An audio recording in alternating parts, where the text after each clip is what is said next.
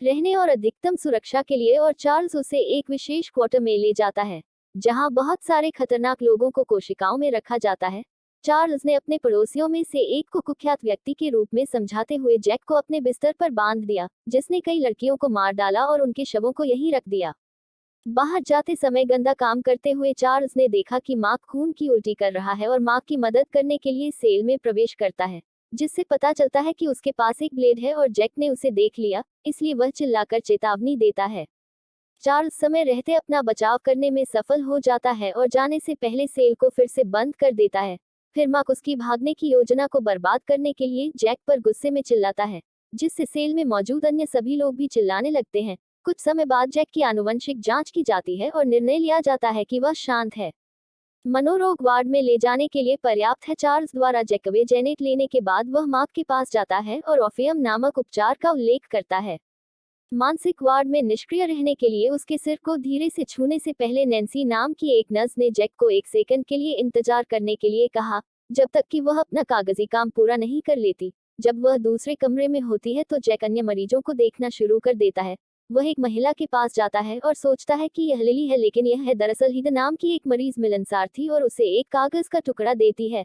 अचानक वह जैक पर वैन लेने की इच्छा रखने का आरोप लगाते हुए चिल्लाने लगती है। उसकी नैन्सी तुरंत वापस आ जाती है और या तो उसे ऊपर ले जाने की धमकी देकर चुप करा देती है।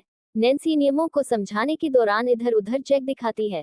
उसी समय उस पर लूमिस द्वारा हमला किया जाता है, जो उसका गला घोंटना शुरू कर देता है और उसके पैनिक बटन को गिरा देता है।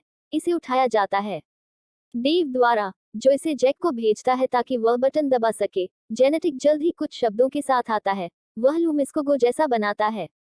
ओह नैन्सी। फिर चार्ल्स टेसर्स लूमिस उसे ऊपर ले जाता है और देखता है कि वह लॉकडाउन की घोषणा करता है। नैन्सी जैक को अपने कमरे में ले जाती है और वह सोने का नाटक करता है। जैसे ही वह चली जाती है, वह खिड़की पर जांच करता है कि क्या इसके माध्यम से भागना संभव है। अचानक वह एक शोर सुनता है और डेव को खोजने के लिए कोठरी खोलता है, जो बताता है कि वह केवल यह सुनिश्चित करना चाहता है कि जैक की आंखें पागल न हो। जैक को पता चलता है कि बाजार सफेद है। टस और डेव ने पुष्टि की कि यह सीलिंग जैक पर ऑफियम उपचार के कारण हुआ है और उन्होंने एक हल्की चमक देखी और डेव बताते हैं कि ऑफियम ऊपरी मंजिल की एक प्रयोगशाला में होता है। जो इलाज करवाते हैं वे प्रयोगशाला में अपनी वापसी को बहुत अलग तरीके से जेनेटिक इलेक्ट्रोक्यूट लूमिस करते हैं, जब तक कि उनके मुंह से झाग नहीं निकलता है। सहायक वीरा मशीन बंद कर देती है और इसे बहुत दूर ले जाने के लिए जेनेटिक को डांटती है, लेकिन आप जानते हैं कि वह कहता है कि वह जानता है कि वह क्या कर रहा है और उसे लूमा तैयार करने के लिए कहा। ऑफियम की एक अतिरिक्त खुराक के लिए जब वीरा ने जेनेट को मना कर दिया तो वह टूट गया और वर्णन करना शुरू कर दिया कि कैसे ऑफियम मरीजों के दिमाग को खुद के रूप में इंजेक्ट करते समय मदद कर सकता है। इससे उसकी आंखें चौड़ी हो जाती हैं। अगले दिन जैक अंततः अपनी बहन को बगीचे में देखता है, इसलिए वह चला जाता है कॉमन रूम में उसका इंतजार करने के लिए। जब वह उसके पास आता है तो लिली तुरंत डांटती है और आने के लिए कहती है कि वह बचना नहीं चाहती क्योंकि वह एक है। बीमार होने पर उनकी मां के बीच बहस शुरू हो जाती है और लिली चिल्लाने लगती है, इसलिए एक नर्स कमरे में वापस चली जाती है। यह सब हीदर द्वारा देखा जाता है, जो बाद में कैफेटेरिया में देखती है और इलाज करती है। जैक एक चम्मच लेता है और उसे अपनी जेब में रखता है। जब कोई नहीं देखता है तो अचानक हीदर उसके पास आती है लिली के बारे में पूछने के लिए। वह शाम को जैक को एक कमरे में आने के लिए भी आमंत्रित करती है, लेकिन वह उसे मना कर देता है और उसके चिल्लाने पर ध्यान नहीं देता है। जैक्स यह साथ है डेव और जल्द ही वे चार्ल्स से जुड़ गए, जो डेव को उनके सौदे की याद दिलाते हैं। डेव इसको उसके लिए कुछ दवाएं चुरानी थी या चार्ल्स के जाने के बाद उसे रिपोर्ट करेगा। डेव ने जैक से एक रहस्य रखने के लिए कहा और बदले में उसने वादा किया कि वह किसी को नहीं बताएगा। वह जैक वास्तव में पागल नहीं है, जिसका उसे पता चल गया क्योंकि जैक उस रात अकेले में चार्ल्स को मिलता है और हीदर के कमरे में जाता है और उसे उसके साथ गंदा करने के लिए मजबूर करता है। ऐसा नियमित रूप से होता रहता है और चार्ल्स यह कहकर चुप रहता है कि कोई भी उस पर विश्वास नहीं करेगा। इस बीच जैक चम्मच का उपयोग करके बिस्तर से कुछ हिस्से निकालने की कोशिश करता है।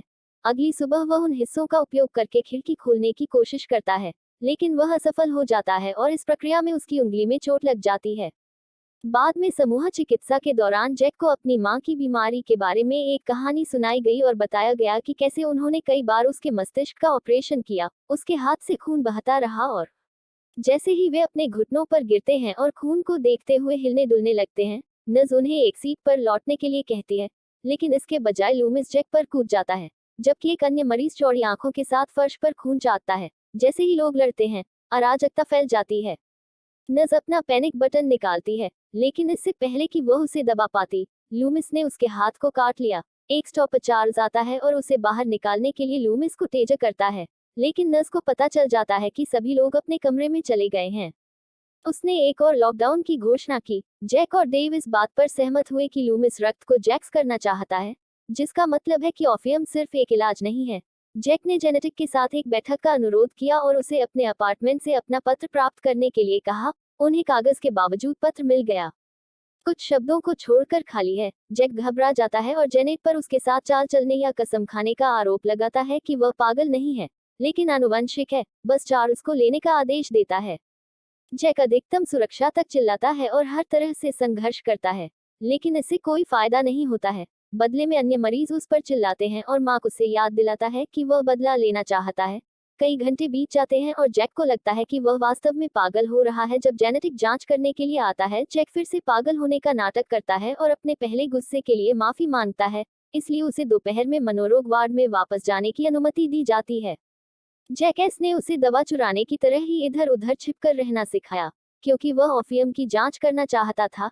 लेकिन डेव ने नाइट जैकेट को अपने कमरे से बाहर करने से इनकार कर दिया और डेव से चौंककर उसने अपना मन बदल लिया और जैक को यह दिखाने के लिए सहमत हो गया कि कैसे इधर उधर छिपकर जाया जाता है। लेकिन वह उसके साथ ऊपर नहीं जाएगा।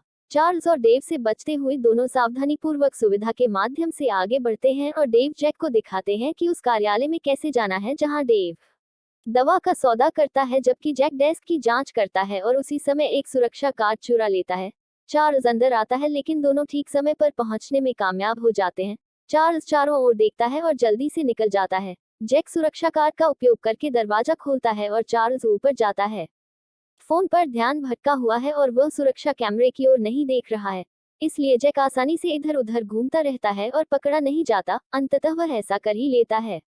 एकांत वार्ड से कहा और हर कमरे की खिड़की की जांच की। कुछ दरवाजे के बाद वह पागल लोगों की तीखी प्रतिक्रियाओं से चौंक गया।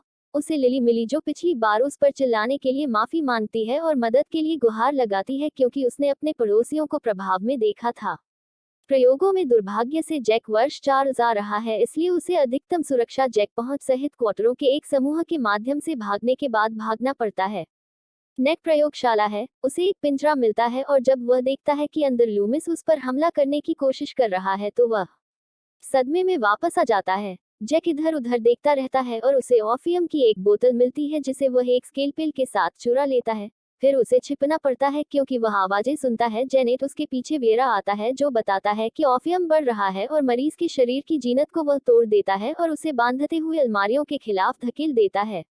या ओपियम को अधिक दवा के रूप में समझाते हुए वह कहता है कि यह वास्तव में नैनो तकनीक है और यह वेरा के लिए प्रोग्राम किए गए तरीके से व्यवहार कर रहा है। यह बताता है कि ओपियम उत्परिवर्तित हो रहा है और संक्रामक हो सकता है, लेकिन जेनेटिक उसे अनदेखा कर देता है, जबकि वह खुद के लिए एक इंजेक्शन लेता है। इसके बाद वह इसमें कटौती करता है। उसके पैर में स्केलपेल है और उसका दर्द इतना रोमांचक है कि वह जबरदस्ती गंदा काम करना शुरू कर देता है, जबकि लूमिस देखता रहता है कि जब उसका काम पूरा हो जाता है तो वह देखने का आदेश देता है। इसे नियंत्रित करने के लिए, उत्परिवर्तन का पता लगाने के लिए, फिर वेरा अपनी उंगलियों को अपने खून के साथ ले जाती है और अगले दिन लूमिस को चिढ़ाती है। हीद जैक को चिढ़ाती है क्योंकि उसे लगता है कि वह सोया नहीं है। वह उसे नजरअंदाज कर देता है और ओपियम बोतल में दिखाने के लिए डेव के पास जाता है। नज उसका टैग हटाने आती है। वह ठीक समय पर बोतल को अपनी मुट्ठी में छिपाने में सफल हो जाता है। इसके बाद जैक डेव को बाहर लाता है और उससे चार्ल्स की चाबी चुराने के लिए कहता है ताकि वह ऐसा कर सके। रेस्क्यू लिली को चौड़ी आंखों वाले एक मरीज ने रोका, जिसे एक बिल्ली मिली। वह जानवर को दिखाने से पहले अचानक उस बेचारे जीव का सिर काट देता है, जिससे दोनों घबरा जाते हैं और केवल पकड़ने के लिए भागने की कोशिश करते हैं। डेव जैक तुरंत उस आदमी को कहने के लिए धक्का देता है डेव और उस पर हमला हो जाता है, जबकि दो आदमी जमीन पर कुश्ती करते हैं। अन्य मरीज बिल्ली के शरीर को खिलाने के लिए ले जाते हैं। शुक्र है चार्ल्स आता है और उस आदमी को बेहोश कर देता है, जो रात में जैक के पास खौफनाक छवियों से भरा एक डहस्वप्न है, जैसे पागल लोग हिंसक हो रहे हैं। उसकी मां की मौत, लिली के स्वयं को हटाने का प्रयास और सुबह में अजीब रूप से उत्परिवर्तित शरीर। जैक कॉमन रूम में भाग जाता है और एक मेज को लात मारता है, जैसा कि वह मान करता है। लिली को देखें। नज उसे बताती है कि वह एकता बनाते हुए ऊपर की मंजिल पर है और क्रोधित जैक उस पर चिल्लाता है और उसका रास्ता देखता है। सफेद आंखें, लेकिन नर्स यह सामान्य है क्योंकि यह सिर्फ लूमिस का एक दुष्प्रभाव है। वह उसे ऊपर भेजने पर विचार करती है, लेकिन नैन्सी उसे वापस अपने कमरे में ले जाती है और दरवाजा बंद कर देती है। इस बीच वेरा मरीजों के लिए भोजन लाती है और अधिकतम सुरक्षा उसे अंदर धकेलती है। विशेष हैचमार्क ने यह कहते हुए अपनी प्लेट जमीन पर फेंक दी कि वह इसे पसंद करता है जब उसका